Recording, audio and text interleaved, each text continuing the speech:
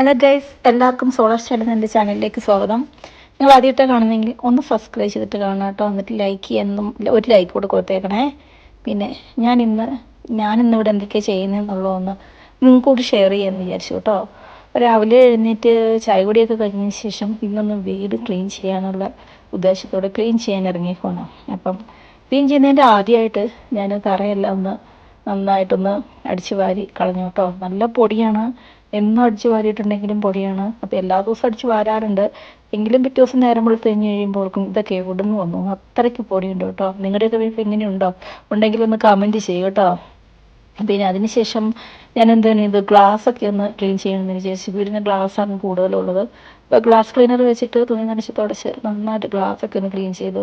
അത് കഴിഞ്ഞ് വാഷ് ബേസിനും പിന്നെ പൈപ്പുകളൊക്കെ ഒന്ന് ക്ലീൻ ചെയ്തു. ഈ പൈപ്പ് ക്ലീൻ ചെയ്യാൻ എത്തണം ഞാനുണ്ടല്ലോ, നമ്മൾ ഈ പാത്രം കഴുകുന്ന പിന്നെ ലോഷനില്ലേ, അത് ഒഴിച്ചിട്ട് നന്നായിട്ട് ഉരച്ച് കഴുകും. അപ്പോൾ ഈ പൈപ്പൊക്കെ നന്നായിട്ട് ക്ലീൻ ആയി കിട്ടും കേട്ടോ. അപ്പോൾ പൈപ്പ് ക്ലീനിങ്ങും കാര്യങ്ങളും അത്യാവശ്യം അതെല്ലാം കഴിഞ്ഞതിന് ശേഷം നമുക്കിനി ഫ്ലോർ ക്ലീൻ ചെയ്യണം. അതിനായിട്ട് ഫ്ലോർ ക്ലീനർ ഞാനിങ്ങനെ ഒഴിച്ചു. അതിനുശേഷം ഞാനിങ്ങനെ ഫ്ലോർ പിന്നെ മാപ്പ് ഉപയോഗിച്ചിട്ടല്ല കേട്ടോ ഫ്ലോർ ക്ലീൻ ചെയ്യുക. ഇത് എങ്ങനെ തുണി നനച്ച് അതിൻ്റെ മുകളിൽ ഇട്ടിട്ട് വൈപ്പ് ചെയ്യുകയാണ് ചെയ്യുന്നത്. അപ്പം ഇങ്ങനെ വൈപ്പ് ചെയ്യുമ്പോൾ നമുക്കൊരു ഗുണമുണ്ടെന്ന് പറഞ്ഞിട്ടുണ്ടെങ്കിൽ ഈ തറയിലെ പൊടി മുടി അതുപോലെയുള്ള എല്ലാം ശരിക്കും അതിൻ്റെ ആ തുണി നനഞ്ഞ തുണീൻ്റെ കൂടെ അതങ്ങ് പോരും കേട്ടോ.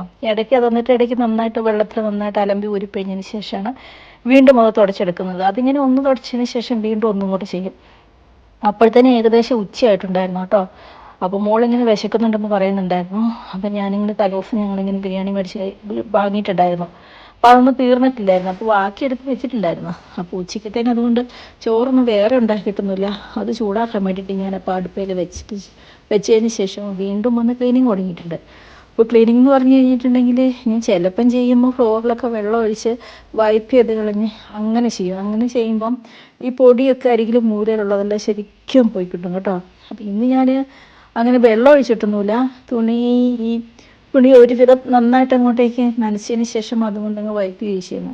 അപ്പോൾ തന്നെ ഒരുമാതിരി നന്നായിട്ട് ക്ലീനായി കിട്ടും. പൊടിയും മുടിയും അങ്ങനെയുള്ള അരികിലും മൂലയിലുള്ള സാധനങ്ങളെല്ലാം തുണിയിലങ്ങ് പോരും.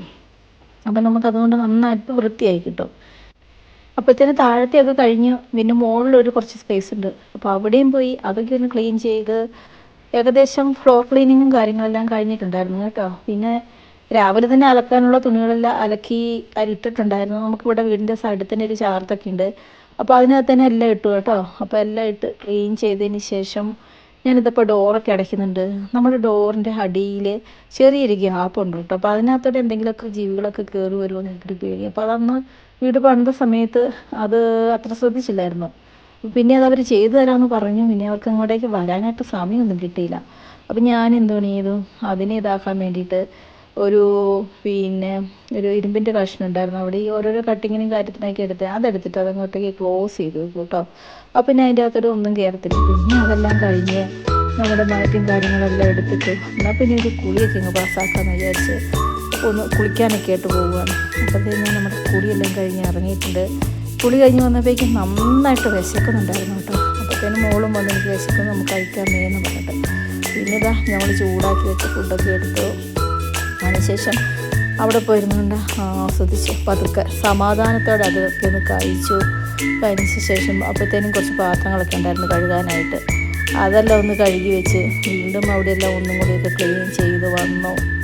പിന്നെ എന്താ പറയുക, അങ്ങനെ അന്നത്തെ ദിവസം പോയതറിഞ്ഞില്ല കേട്ടോ. എത്ര പെട്ടെന്ന് ഒരു ദിവസം പോയെന്ന് വെച്ചിട്ടുണ്ടെങ്കിൽ അങ്ങനെ അങ്ങ് പോയി. പിന്നെ എൻ്റെ മോളപ്പോഴത്തേനും പിന്നെ ടി വി ഒക്കെ കണ്ട് ടി വിയുടെ മുമ്പിലോട്ട് പോകുന്നു. ഫുഡും എടുത്ത് അവൾ അവിടെ ഇരുന്ന് കഴിക്കുന്നുണ്ട്.